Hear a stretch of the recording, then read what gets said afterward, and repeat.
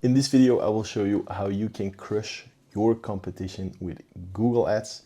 I will show you some important things that you need to implement to make sure that your Google Ads are running profitably.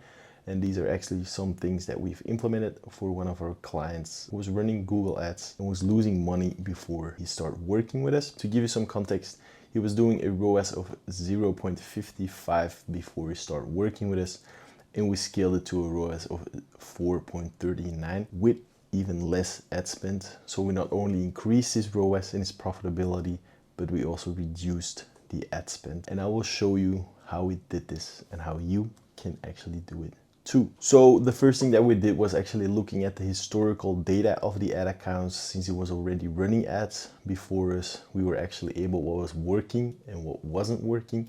One of the things that we saw was that the structure of the ad account was really bad. In Google Ads, it's super important to have a good campaign structure, since the platform is more search intent than interest intent compared to Facebook.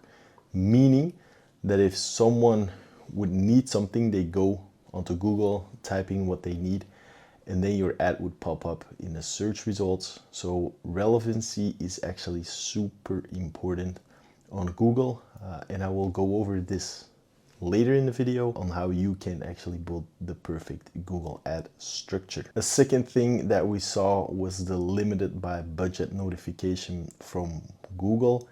This basically means two things. The first thing is that Google needs more budget to play with, or the second thing is that there are bid caps in place restricting Google from getting the optimal results. A bid cap is basically that you're saying to Google, I only want new customers and it should only cost around like 30 bucks, and that actually limits results on Google. And that's actually what we saw, that there were some cost caps in place that were decreasing the performance of the ads, so we decided to turn them off. Also because the historical data was a bit weird. He placed a bid cap, I think it was 10 bucks for a new customer, while in reality the cost per acquisition was way higher. The third thing, and maybe one of the most important influences, was the quality of the ads. All the ads got marked as poor by Google, and this is something that you need to look at for sure, because it has a huge impact on the performance of your campaigns, your CPC, CPM, relevancy, and more. If your ad is actually marked as poor, you have to fix it, and I will show you that in a minute as well. So these three major things led to losing money on the platform, and here's actually how we fixed it. So the first thing that we fixed was the campaign structure, right? Remember when I said that campaign structure is super important for your Google Ads. If a person is searching for your product, Google actually only wants to show relevant things, right? They will click on the most relevant link as well. So I'll explain throughout this video with an example of red basketball shoes, right?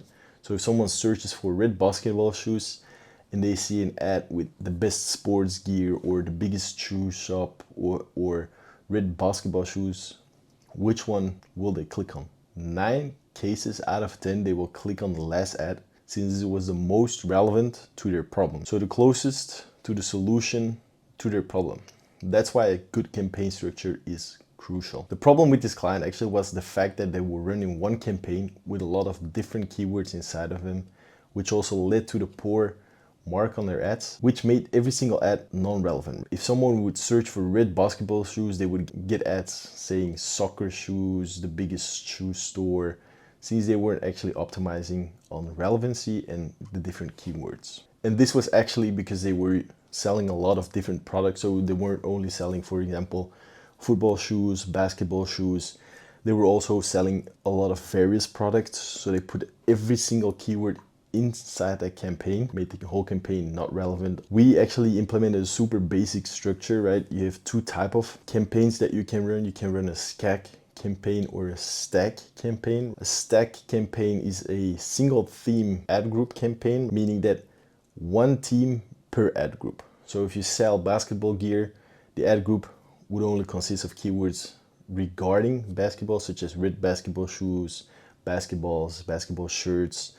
This actually makes your ad more relevant to the person who is searching for your product, since they only see ads about basketball gear, right? So you have one campaign and then you have an ad group, basketball shoes, second ad group, basketball gear, third ad group, basketballs. And this technique is actually perfect for a web shop or service that sells multiple services. So you can lead traffic to the relevant pages with the relevant keywords and ads, which will rank you higher in Google. You will have to pay less for your CPC, CPM. So relevancy is super important. This is actually what we did for this client. We split their campaign into different products that they sold. So potential client gets the right ad at the right time, which increases the relevancy, better ad performance, as they were marked as outstanding as well, the ads itself. And like I said, it lowered the cost of the CPC, CPM, and increased the bottom line revenue, which is the most important thing if you're running ads. So I'll also go briefly over the SCAG technique. For those who are actually wondering about the technique, it's basically a single keyword ad group campaign. And instead of different ad groups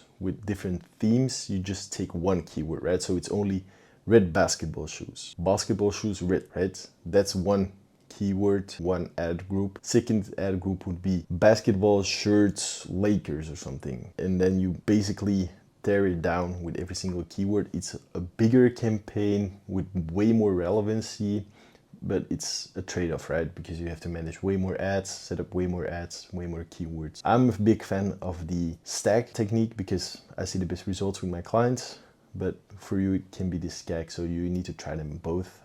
It can work more for a web shop with just one product or just one service, right? So if you're doing roofing, you just say roofing, one keyword, and that's it. The second thing that we fixed was the limited by budget. After building a good campaign structure, we took away the bid caps to let Google do its work and optimize the budget itself. This can be a bit controversial since some bid caps do actually work if you have the right amount of data and historical data, which we didn't. So we turned off the bid caps. If you have a year's worth of historical data with conversion values and everything, then you can already see like how much it costs, if it's profitable or not, and then you can put in a bid cap to even become more profitable. I would suggest that you only use bid caps when you have around 90 days of consistent sales or conversions, because that's actually when you know how much it will cost per acquisition, and then you can play with the bid caps. If you use it for your e-commerce store, include a buffer also in the cap. So if your cost per acquisition is 20 euros, put a cap